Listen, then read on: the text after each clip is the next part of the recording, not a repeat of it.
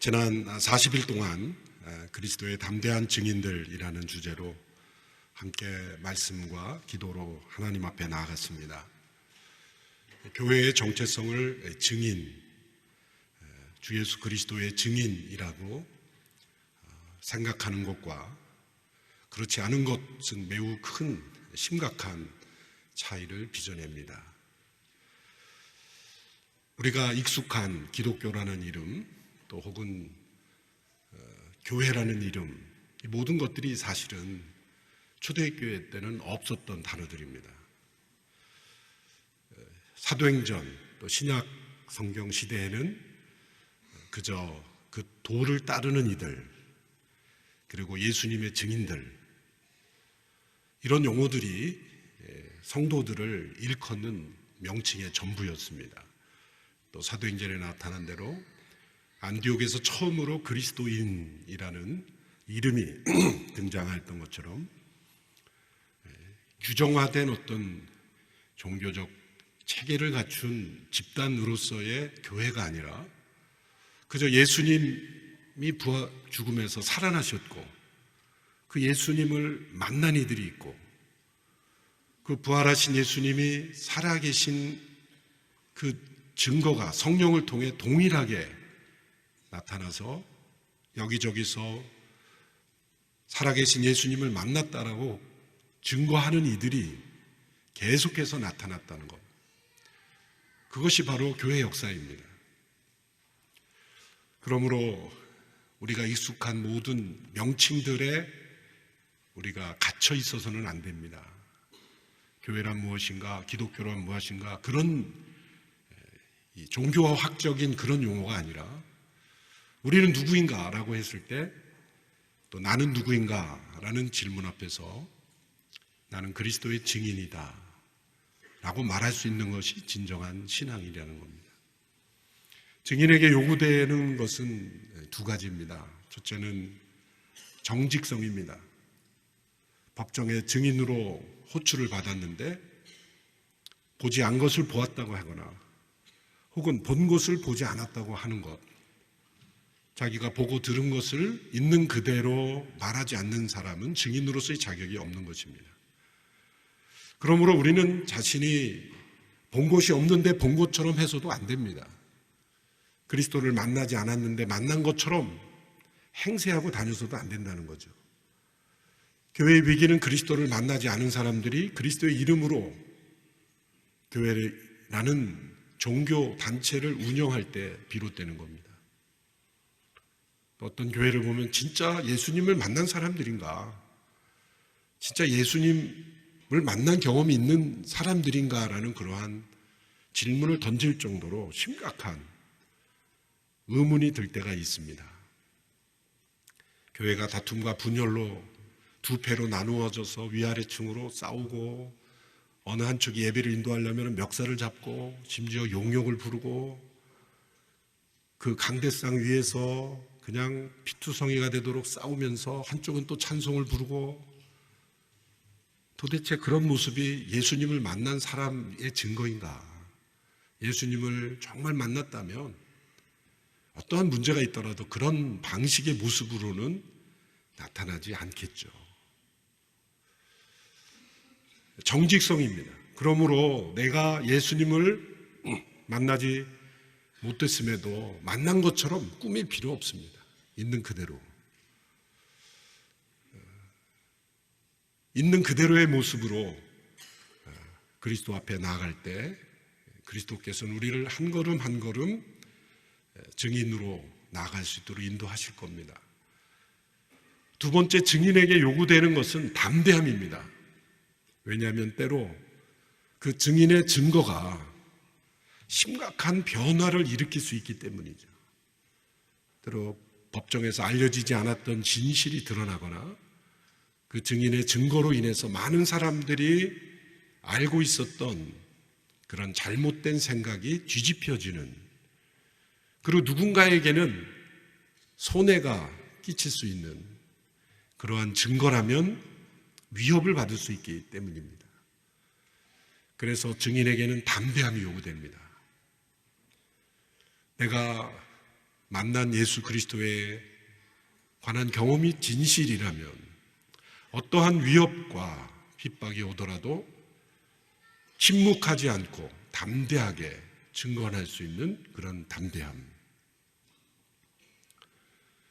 그 담대함이 증인에게 요구됩니다. 증인이라는 말의 헬라어는 순교라는 말과 연결되어 있습니다. 그 이유는 무엇일까요? 초기 그리스도인들의 증인은 곧 순교를 의미하기도 했기 때문입니다. 주 3세기의 콘스탄티누스 황제에 의해서 교회가 인정되기 이전에 적어도 2세기 정도의 심각한 엄청난 핍박이 있었고 많은 사람들이 그리스도의 증인됨을 포기하지 않았기에 그들은 순교했습니다. 폴리카베라는 감독은, 교회 지도자는 85세 때에 당신이 그리스도를 부인하라는 그러한 요구를 받고 이렇게 말하면서 화형장으로 끌려갔죠. 우리 주님은 나를 85년 동안 한 번도 배반하지 않았는데 내가 어떻게 주님을 배반한단 말입니까?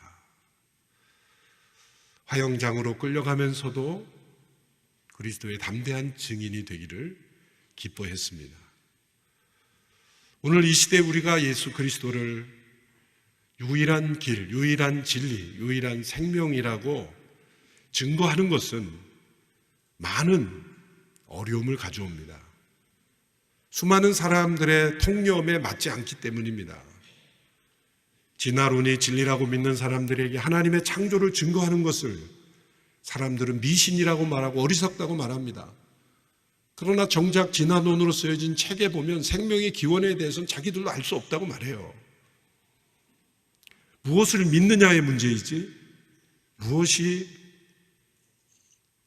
진화론이 진리라는 증거는 전혀 없죠. 또한 모든 종교에도 구원이 있다라고 말하는 종교다원주의 시대에 오직 예수 그리스도 안에서만 구원이 있다라는 진리를 선포하는 것은 사람들의 마음을 불편하게 하기도 합니다. 물론 이슬람 지역이나 그렇게 위험한 지역에서 매우 조심스럽게 지혜롭게 해야죠. 그러나 그 조심성이 차칫 우리가 믿는 진리를 타협하고 내버리는 비겁함이 되어서는 안 되는 것입니다. 이렇게 정직성과 담대함, 이 두 가지가 우리에게 있는가? 그러기 위해서 우리는 참으로 나는 그리스도를 만났는가? 그분을 경험했는가? 그분의 영이 내 안에 있는가? 그분을 위하여 담대히 세상을 거절할 수 있는가? 또 세상 앞에 그리스도의 담대한 증인이 될 수 있는가? 라는 질문으로 40일을 보내왔습니다. 예수님은 이런 증인들, 최초의 증인들을 세우기 위해서 갈릴리의 어부들을 제자로 삼으셨습니다. 예루살렘의 여러 율법학자들, 또 당시 엘리트라고 여겨지는 사람들도 많이 있었습니다. 그런데 왜 그 당시의 사람들로 볼 때는 학식이 짧고 갈릴리에서 평생 고기를 잡는 그들을 중심으로 초기의 증인들을 삼으셨을까? 그것은 예수님께서 하신 이 말씀에 의미가 담겨 있습니다. 나를 따라오너라. 내가 너희를 사람을 낚는 어부가 되게 하겠다. 사람을 낚는 어부가 되게 하시기 위해서입니다. 왜 어부를 초기 제자의 핵심 그룹으로 삼으셨을까? 오늘날 여러분들이 온 세상을 변화시킬 그런 중요한 프로젝트를 시행한다고 한다면 어떤 부류에서 그 핵심 그룹을 찾으시겠습니까? 기업이 세상을 놀라게 할 어떤 프로젝트를 시작하게 할 때 어떤 그룹에서 그 사람들을 뽑겠습니까? 예수님은 온 세상에 구원을 전할 최초의 증인들을 어부 그룹에서 뽑았습니다. 그리고 그들을 사람을 낚는 어부가 되게 하시겠다 말씀하셨습니다. 왜 어부인가 생각해 보았습니다.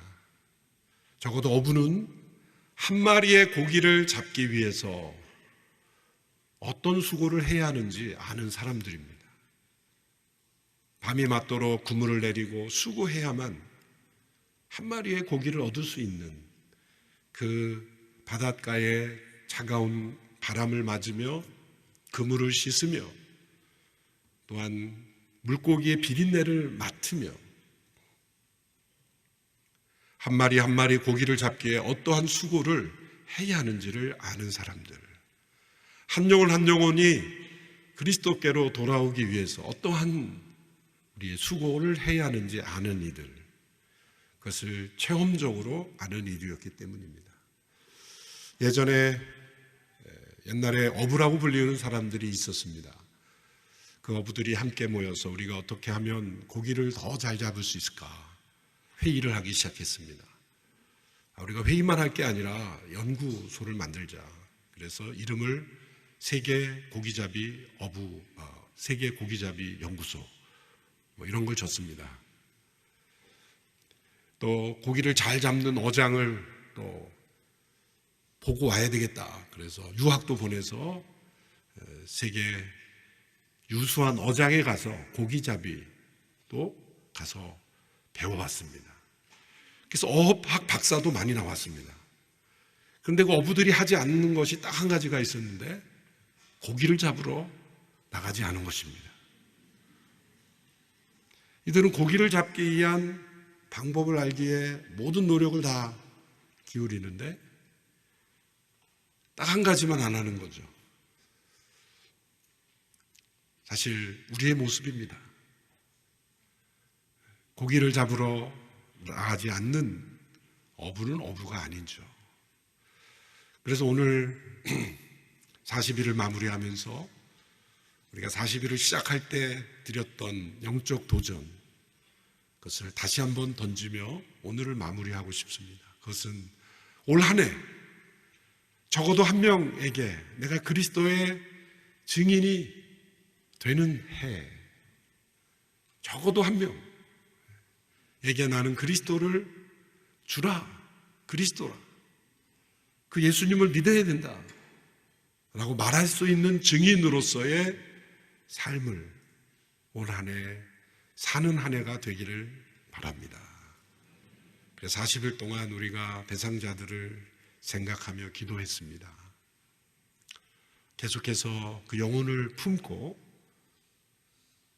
내년 40일 새벽 기도가 시작될 때는 그 감사의 고백이 될 수 있게 되기 바라고, 교회가 마련하는 여러 전도 집회에 초청하셔도 좋고 또 개인적으로 초청하셔도 좋고 어떠한 채널을 통해서든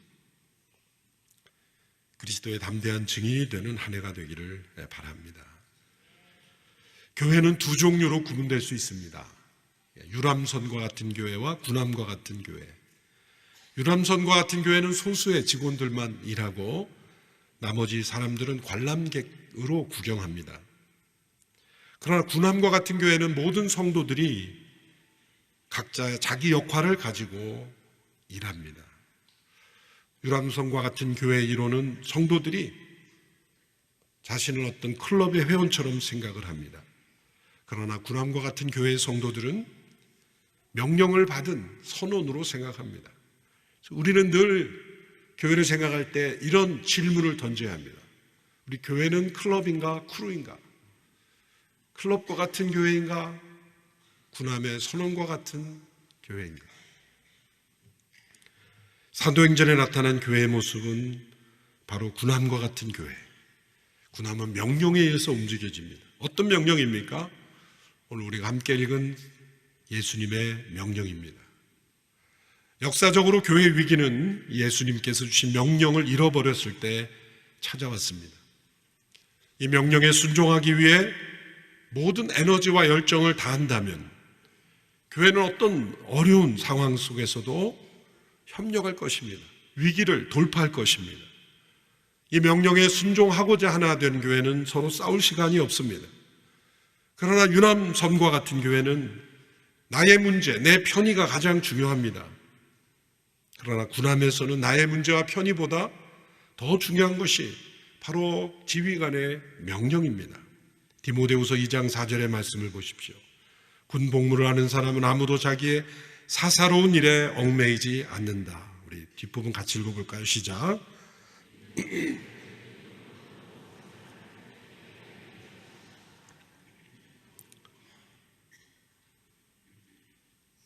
자기를 부른 그 명령권자의 명령에 온전히 순종하는 것입니다. 선교가 바로 예수님의 명령을 순종하는 것이며 교회 전체가 이 명령에 순종하는 일에 하나 될 때 교회는 그리스도의 담대한 증인으로서의 정체성을 잃지 않게 됩니다. 예수님께서는 이제 부활하신 후 11 제자와 함께 40일 여일 동안 나타나시고 이제 갈릴리의 한 산에서 승천하십니다. 그 승천하시는 예수님의 모습 앞에 제자들은 신약 성경에서 처음으로 제자들이 예수님께 경배했다는 말이 나옵니다. 그 이전에도 무수한 기적과 표적이 예수님께서 나타났지만 예수님께 경배드릴 생각을 못했죠. 그러나 십자가에 죽으시고 부활하신 그 예수님을 바라보며 경배하게 되었습니다. 그러나 그들 가운데 의심하는 이들도 있었습니다. 우리의 경배에는 때로 의심도 포함되어 있습니다. 그러나 예수님은 그들에게 명령을 주셨습니다. 의심하는 일을 가려내지 않았습니다. 교회 공동체의 모습에 너무나 자연스러운 표현입니다. 그리스도의 담대한 증인으로 순전하게 살아가는 이도 있고 여전히 예배의 자리로 나왔지만 나는 이거는 못 믿겠다 라고 의심하는 이도 있습니다. 그러나 이 모든 이들을 다 합하여 함께 이 명령을 주께서 주셨습니다. 예수님의 이 명령은 세 부분으로 구성되어 있습니다. 첫째로 예수님 당신 자신에 대한 선포입니다. 18절의 말씀을 우리 함께 읽겠습니다. 시작.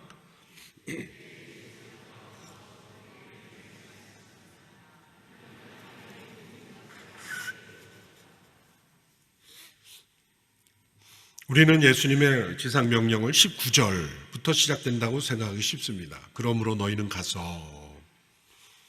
그러나 지상명령은 18절부터 시작합니다. 그것은 예수님 자신에 대한 선포입니다. 하늘과 땅의 모든 권세가 내게 주어졌다. 자, 이 말씀을 정확하게 보시면 하늘과 땅의 모든 권세가 나의 것이다 라고 말씀하지 않으셨고 하늘과 땅의 모든 권세가 내게 주어졌다.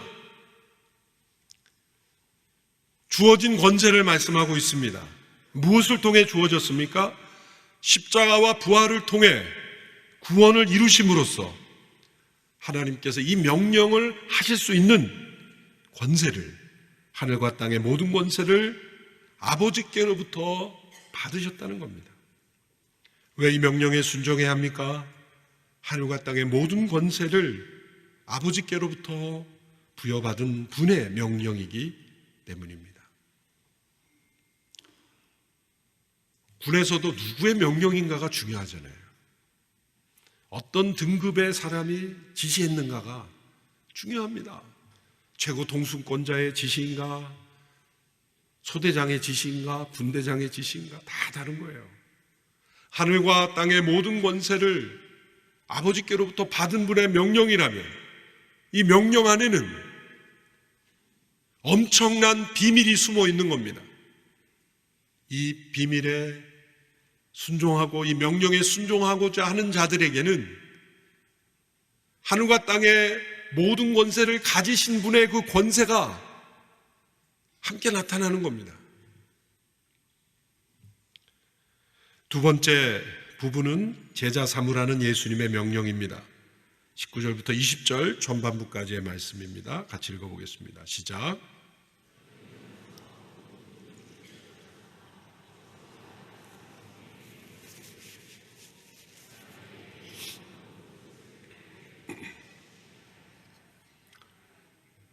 사복음서 모두에 이 지상 명령이 나오는데 각기 강조점이 다릅니다.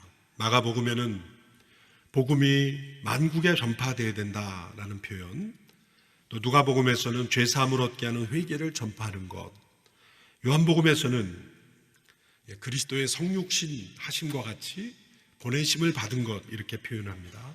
마태복음에서는 제자를 삼으라라는 표현으로 나옵니다. 예수님의 명령에는 우리말로는 동사 표현이 4개가 나오죠. 가라, 제자 삼으라, 세례를 주라, 가르쳐 지키게 하라. 사실 원문에서의 명령형 동사는 단 하나뿐입니다. 제자를 삼으라. 이 하나만 동사형이고 나머지는 다 분사형. 이 분사는 동사를 보완하고 동사를 위한 준비적인 행동이죠. 그래서 우리가 흔히 19절에서 가장 강조되는 말씀이 가라라는 단어인데 분사형입니다. 왜 가는가? 제자 삼기 위해 가는 것이다. 이것을 명확하게 해야 된다는 거죠. 두 번째 수식하는 분사는 세례를 주라.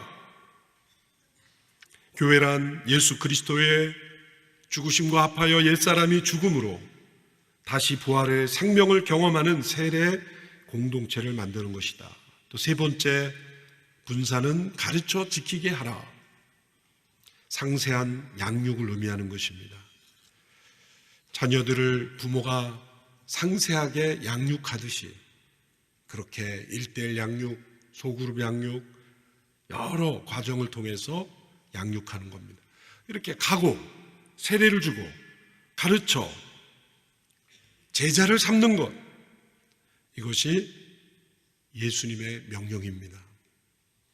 그러므로 교회가 어느 지역 어떠한 민족에 있든지 예수님의 제자 공동체여야 합니다.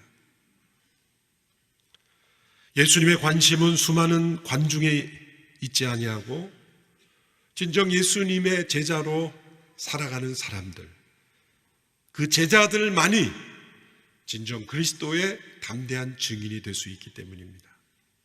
세 번째 이 명령의 부분은 함께 하신다는 예수님의 약속입니다. 20절 후반부 보라부터 함께 읽겠습니다. 시작.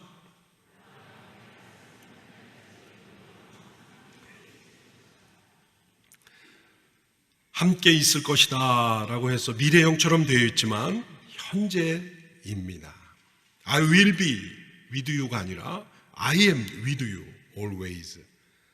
현재 함께 항상 함께 계시다라는 말씀입니다. 우리가 왜 예수님의 임재를 경험하지 못할까요? 예수님의 지상 명령과 상관없이 살고 있기 때문입니다. 예수님의 임재를 경험하는 학교, 그런 과정을 교회에 개설하면 아마 많은 분들이 모이실 거예요. 그 교과 과정으로 많은 내용을 가르칠 수 있습니다. 그렇지만 예수님의 지상 명령을 빼고 항상 예수님의 임재를 논한다면 뭔가 잘못된 거예요. 이 지상 명령은 선교학교에서 다루는 거니 선교학교의 주제가 되어버리고, 예수님의 임재를 경험하는 학교는 다르게 예수님과의 동행을 다른 각도로만 생각한다면 선교와 예수님의 임재를 떼어버리는 것이 교회의 문제입니다. 무엇을 위한 예수님의 임재입니까? 내가 더 능력을 체험하려고, 내가 더 사람들 앞에 거룩한 사람으로 보이려고, 무엇을 위한 예수님의 임재입니까? 예수님은 이 명령과 함께 세상 끝날까지 너희와 항상 함께 있으리라는 임재와 동행의 약속을 지상 명령과 함께 주셨다는 것을 기억해야 합니다. 그래서 우리 선교지에서 온 소식을 듣고 그래도 선교 현장에서 복음을 전하려고 애쓰는 우리 선교사님들을 보면 뭔가 예수님과 함께하는 것이 느껴지지 않습니까? 왜 그럴까요? 예수님의 이 임재의 약속이 그들의 삶을 통해 나타나고 있기 때문입니다. 올 한 해 예수님이 함께 하신다는 이 약속을 체험하는 우리 온누리교회가 되기를 축원합니다. 윌리엄 보덴이라는 선교사님이 있었습니다. 이분은 미국의 백만장자의 상속자였습니다. 어느 정도 부자였냐면 부모님께서 고등학교 졸업 선물로 세계 여행을 시켜주는 그런 정도였죠. 세계 여행을 하던 중에 하나님의 부르심을 받게 되었어요. 영적 체험을 하게 됩니다. 부활하신 예수님을 만나고 정말 살아계신 예수님을 만나고 그는 그리스도의 증인이 되기로 결심합니다. 돌아오면서 집에 편지를 썼습니다. 나는 이제 선교사로 살겠습니다. 그리고 선교지를 위해 준비하는데 제 삶을 바치겠습니다. 그리고는 자신의 성경책 뒷장에 이 두 단어를 썼다고 합니다. 남김없이 드리라. No reserve. 아낌없이 자기가 하나님 앞에 드리겠다. 그러고 나서 예일대학교에 입학했습니다. 1학기부터 친구들을 전도하며 150명을 전도합니다. 이 보덴이 4학년 때 됐을 때 전교생이 1,300명이었는데 1,000명을 전도해서 성경 공부를 이끌었습니다. 예일대학교 영적 부흥에 정말 최고조가 달했던 때죠. 그래서 그런지 미국의 다른 그런 세큘러 이 세속화된 대학이 많지만 그래도 예일대학의 영적인 전통이 그래도 경건한 전통이 많이 남아있는 것 같아요. 그래서 예일 호프 미션을 만들고 그렇게 많은 학생들을 전도했던 선교사로 살았던 거죠. 졸업하자마자 여러 기업들이 러브콜이 해왔습니다. 그러나 다 거절하고 자신의 성경책 뒷장에 이 두 단어를 더 적어 넣었다고 합니다. 물러서지 않으리라. No retreat. 물러서지 않으리라. 그리고 보덴은 이제 프린스턴 신학교에 진학을 합니다. 그리고 중국에 있는 무슬림에게 복음을 전하기로 헌신합니다. 그래서 허슨 테일러 선교사님 만든 중국 내륙 선교회를 통해 이제 중국으로 향하게 됩니다. 그리고 이집트에 언어를 배우기 위해 이집트에 머물게 됩니다. 그런데 이집트에 머무는 동안 전염병에 걸리게 됩니다. 유행성 뇌척수막염에 걸려 한 달을 견디지 못하고 26살의 나이에 죽게 됩니다. 얼마나 안타까운 인생입니까? 그러나 그는 죽기 전에 자신의 성경책에 두 단어를 더 적어 넣었습니다. No regret. 후회하지 않으리라. 26살의 짧은 인생, 우리가 볼 때는 백만장자의 상속자요, 명문대학을 졸업한 일꾼이요, 오래오래 더 많이 삶으로 더 많은 일을 할 수 있지 않을까.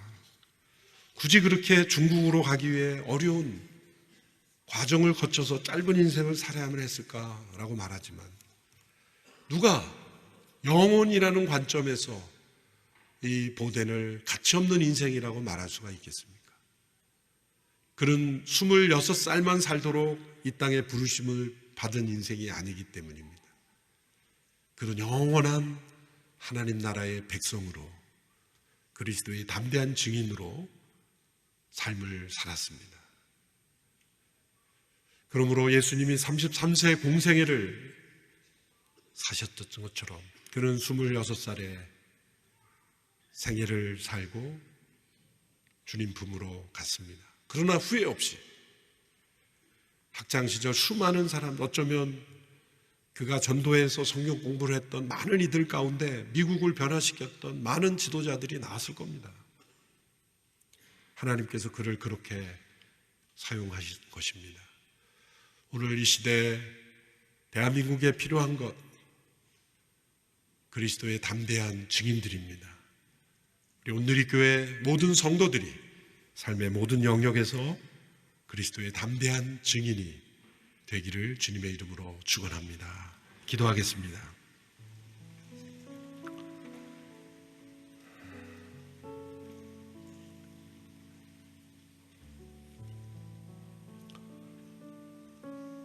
우리를 구원하시고 그리스도의 증인으로 불러주신 주님 앞에 우리의 연약한 믿음, 부족한 삶, 주께 합당하지 못한 삶을 내려놓고 회개합니다.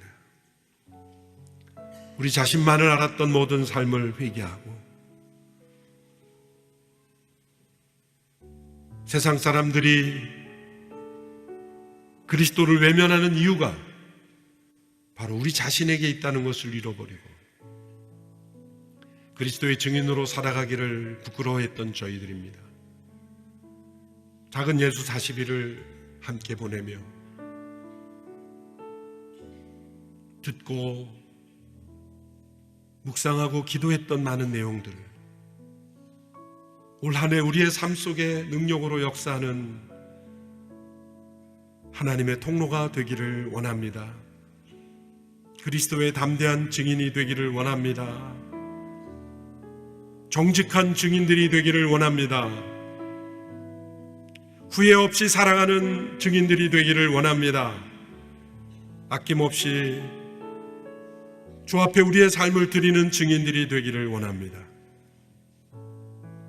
지금도 세계 곳곳에서 복음을 전하기 위하여 자신의 삶을 드린 우리 선교사님들을 기억하시고 남김없이 주께 드린 그들의 삶 속에 기쁨과 감사가 넘치게 하여 주옵시고 온누리교회가 더욱더 주님 앞에 온전히 드려진 선교 공동체 되게 하여 주옵소서. 예수님의 이름으로 기도합나이다. 아멘.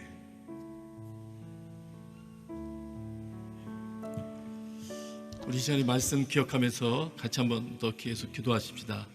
하나님, 제가 이 땅을 살아가는 동안에 후회 없는 삶, 가장 가치 있는 삶 살 수 있도록 주님 성령께서 은혜를 베풀어 주셔서 제 마음의 눈을 밝혀주시옵소서. 우리가 누구인지, 예수 그리스도의 십자가가 어떤 역할을 했는지, 하나님께서 어떤 사랑으로 나를 사랑해 주셨는지 이 모든 것들을 밝히 깨달아 알게 하여 주옵소서. 성령님의 은혜를 구하며 이 시간에 주여 부르짖으며 기도하겠습니다. 주여! 아버지 하나님, 지혜와 계시의 영을 주셔서 하나님을 알게 해주시옵소서. 우리의 마음의 눈을 밝게 하여 주시옵소서. 하나님의 부르심의 소망이 무엇인지, 하나님께서 무엇을 우리에게 해주셨는지, 믿는 우리를 위해 베푸신 하나님의 지극히 크신 권능이 어떤 것인지 깨닫게 하여 주시옵소서.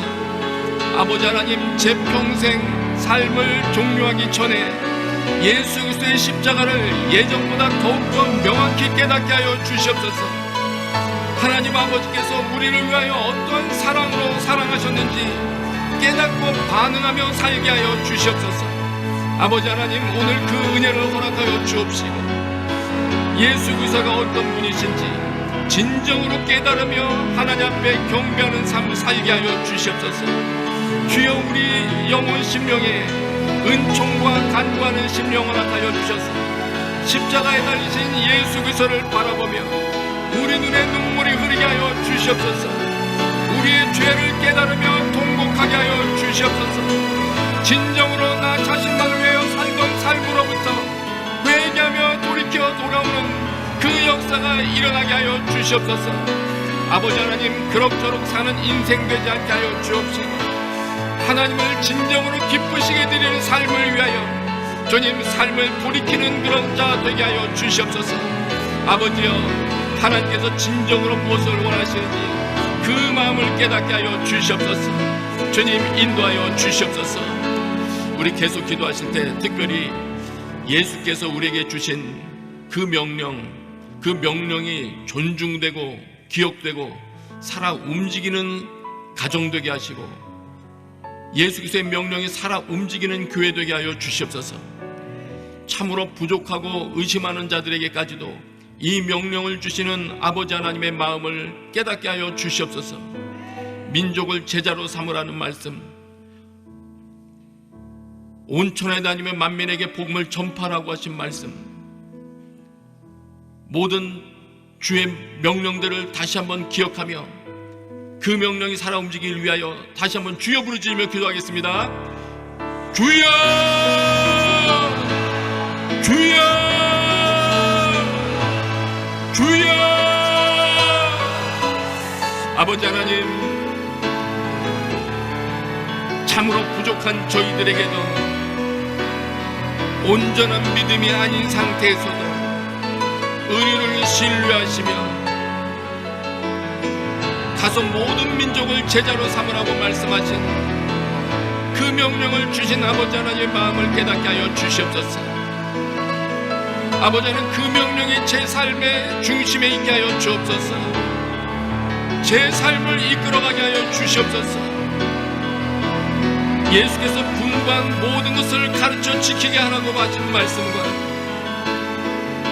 예수 그리스도께서 세상 끝날까지 항상 함께 있으리라고 하신 그 약속의 말씀들이 우리 삶의 지표가 되게 하시고 내 삶을 움직이는 동력이 되게 하여 주시옵소서.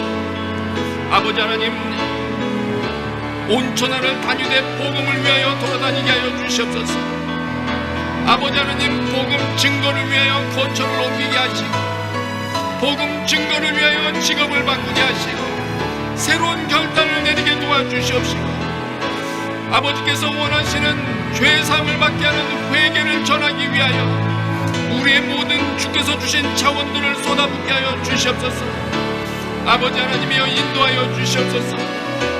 이 교회 가운데 그 은혜를 허락하여 주셨사오니 점점 더 그 은혜가 선명해지게 하여 주옵시고 예수 그리스도의 명령이 참으로 존중되며 우리의 모든 삶의 중심에 살아 움직이게 하여 주시옵소서. 그 말씀으로부터 힘없게 도와주옵시고 그 말씀으로부터 새로운 아이디어를 얻게 하여 주옵시고 그 말씀을 실행하는 순종을 통하여 임마누엘 하나님을 경험하는 간증이 끊임없이 가득 차는 교회 되게 하여 주시옵소서. 아버지 하나님, 이 명령에 순종하여 선교지로 떠나간 많은 선교사님들과 당신의 종들을 기억하여 주시옵소서. 그들의 건강 또한 지켜주시옵소서. 그들의 가정도 보호하여 주시옵소서. 주님, 평생을 주님을 위하여 살다가 은퇴한 시기를 맞은 주님 선교사님들 또한 기억하여 주옵소서. 그들의 마지막이 우울하지 않게 하여 주옵시고 주님, 그들의 마지막이 주님 앞에서 값진 인생을 살았다는 그런 감사의 간증으로 충만하게 채워질 수 있도록 그들의 자녀의 앞길을 주님 보호하여 주옵시고 그들의 건강과 모든 것들을 주님 지원하여 주셔서 그들의 마지막 생애가 하나님의 영광을 가리우지 않게 하여 주시옵소서. 주님, 도와주시옵소서. 많은 도움의 손길들을 그들에게 도와주시옵소서. 이끌어 주시옵소서. 이 시간에 우리 한 번 더 간절하게 구하십시다. 말씀하셨습니다. 너희는 위로부터 능력으로 입혀올 때까지 이 성에 머물러 있으라고 주님 말씀하셨습니다. 이 시간에 성령의 능력을 위해서 한번 기도하십시다. 성령께서 시작하게 하시는 새로운 시작을 개인의 삶에서도 경험하게 하시고 이 교회가 또 한 번 오직 성령께서 시작하시는 새로운 시작을 경험하고 완성할 수 있도록 주여 저희들이 한마음으로 합심하여 기도에 전념하기로 의견의 일치를 보게 하여 주시옵소서. 전심으로 쏟아붓는 기도로 가득 찬 공동체 되게 하여 주시옵소서. 우리 성령의 능력을 간절히 구하며 다시 한번 주의 이름을 부르며 기도하겠습니다. 주여! 주여! 주여! 아버지 하나님, 우리의 능력으로 할 수 없기에 성령의 능력을 기다리라고 말씀하셨고 성령의 능력을 부어주시길 원하셨습니다. 주님, 우리의 초기의 기독교인들처럼 성령의 능력의 약속을 신뢰하여 주의 능력이 임하기를 간구하며 합심하여 기도에 전념하는 공동체 되게 하여 주시옵소서. 아버지 하나님, 우리 가정도 그렇게 되게 하여 주옵소서. 인간적인 계획만으로 주님 모여있는 것이 아니라 하나님 앞에 전심으로 기도하며 주님의 음성을 듣게 하여 주시옵소서. 주의 인도하심을 받는 교회 공동체 되게 하여 주시옵소서. 아버지 하나님, 간절히 간구하오니 우리 생애 가운데 나의 계획만으로 시작했던 것이 아니라 성령께서 이끌어주시고 성령께서 세워가기를 원하시는 주님 새로운 일이 시작되게 하여 주시옵소서. 과거 그 어느 때보다 선명한 주님의 음성이 임하게 하여 주옵시고 우리의 삶을 이끌어가게 하여 주시옵소서. 아버지 하나님, 가족들도 한마음으로 기도하기로 의견의 일치를 보게 하여 주옵소서. 이 교회 공동체가 전심으로 기도하기로 결심하며 모일 때마다 마음을 쏟아부으며 자기를 부인하고 오직 주의 말씀에 순종하기로 결단하며 기도하는 공동체 되게 하여 주옵소서. 기도하다 인생의 방향을 새롭게 하게 하여 주옵시고 성령께서 임하심으로 육체의 질병도 낫는 것을 경험하게 하여 주옵시고 왜곡됐던 계획들이 다시 한번 교정되는 것을 경험하게 하여 주옵소서. 아버지 하나님, 이혼의 위기 가운데 있었던 가정들도 회복시켜 주옵소서. 주님, 모든 깨어진 관계도 예수 그리스도의 이름으로 회복되게 하여 주옵소서. 주님, 예수 그리스도의 복음을 증거하기에 적합한 존재들로 우리의 삶을 바꿔 주옵소서. 주님, 채워주옵소서. 주여 인도하여 주시옵소서. 주님, 이들의 삶을 주님께서 계속해서 인도해 주실 때 감사함으로 반응하며 나갈 수 있도록 주여 역사하여 주옵소서. 이 시간에 우리 한 번만 더 기도합시다. 이 시간에 우리 한 번만 더 기도할 때 특별히 우리 다음 세대들 위해서 기도하면서 여러분의 자녀들 위해서도 기도하십시다. 하나님, 특별히 우리 자녀들이 저희들보다 하루라도 빠른 나이에 예수 그리스도를 명확히 아는 자 되게 하여 주옵시고 하나님 앞에 헌신하고 자기의 삶을 드리기를 기뻐하는 자 되게 하여 주옵소서. 주님께서 나의 자녀들의 삶, 우리 다음 세대의 삶을 지금부터 준비시켜 주셔서 우리 앞 세대는 사용할 줄도 몰랐던 새로운 영적인 무기들을 사용하여 사탄과의 전투에서 승리해내는 그런 용사들로 자라게 하여 주옵소서. 또 우리 다음 세대의 예배를 위해서도 기도하십시다. 그들이 예배하기 위하여 모일 때 그 예배 가운데 성령님의 능력이 충만히 임하는 것들을 그들이 경험하며 진정한 예배를 경험하며 성장하게 하여 주옵소서. 기도를 아는 세대로 성장하게 하여 주옵소서. 영적인 전쟁을 아는 자로 자라게 하여 주시옵소서.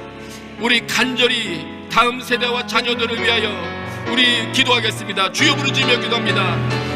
주여, 주여, 주여. 아버지 하나님, 저희들은 여러 가지로 부족함이 많아서 예수 그리스도를 늦게 깨달았습니다. 하나님, 저희들은 진리를 늦게 알았습니다. 아버지 하나님, 은혜를 베풀어 주셔서 우리의 자녀 세대는 저희들보다 하루라도 빨리 예수 그리스도를 명확히 깨닫게 하여 주옵시고 하나님을 의지하며 산다는 것이 무엇인지 깨달아 알게 하여 주옵소서. 아버지, 저희들은 참으로 깨닫는 것이 둔하고 믿는 것이 부족하고 늦어 하나님의 말씀에 신속하게 반응하지 못했습니다. 아버지 하나님 앞에 전심으로 반응했던 시기가 늦어 주님 앞에 효과적으로 쓰임받지 못한 세월이 아깝습니다. 아버지, 우리 자녀 세대는 조금이라도 더 일찍 주 앞에 믿음으로 반응하며 주의 말씀 받아들이는 세대 되게 하여 주시옵소서. 주님, 세월 낭비하지 아니하고 주님 앞에 쓰임받는 세대가 될 수 있도록 주님 일깨워 주시옵소서. 아버지여, 긍휼을 베풀어 주시고 은혜를 베풀어 주옵소서. 하나님, 저희들은 여러 가지 제약으로 인하여 들어갈 수 없었던 영역들, 아버지, 우리들은 사용해보지 못했던 영적인 무기들, 우리의 다음 세대는 전혀 우리는 사용해보지 못했던, 그러나 하나님께서 사용하기를 원하셨던 그런 영적인 무기들로 준비하는 세대 되게 하여 주시옵시고 새로운 방법의 전투를 치러낼 줄 아는 자 되게 하여 주옵소서. 하나님의 이름을 신뢰하며 나아가 싸우며 믿음으로 이기고 또 이기는 세대가 되게 하여 주옵소서. 주님 도와주시옵소서. 악한 시대가 되었습니다. 하나님의 말씀을 무시하는 시대가 되었습니다. 주님, 기독교의 비우호적인 세대가 되었습니다. 이 세대를 살아갈 때 우리의 다음 세대는 믿음으로 담대한 증인 되어 승리하며 나갈 수 있도록 이끌어 주시옵소서. 주님 도와주시옵소서. 주님, 그들이 모여 예배하기 시작할 때 성령님 강구하오니 진정한 예배를 경험할 수 있도록 도와주옵소서. 차세대 예배가 기도로 준비되게 하여 주옵시고 예배 인도자와 말씀 증거자들에게 성령의 충만함을 허락하여 주셔서 주님, 그 예배 가운데 강력한 하나님의 인재를 경험하게 하여 주옵소서. 예배에 참여하는 우리 차세대 학생들의 눈이 열리게 하여 주옵소서. 그들의 입술이 열리게 하여 주옵소서. 하나님을 경험하며 기뻐하게 하시고 자신들의 모든 고민으로부터 죄악으로부터 힘을 얻어 벗어날 수 있도록 그런 예배 되게 하여 주시옵소서. 주님, 인도하여 주시옵소서.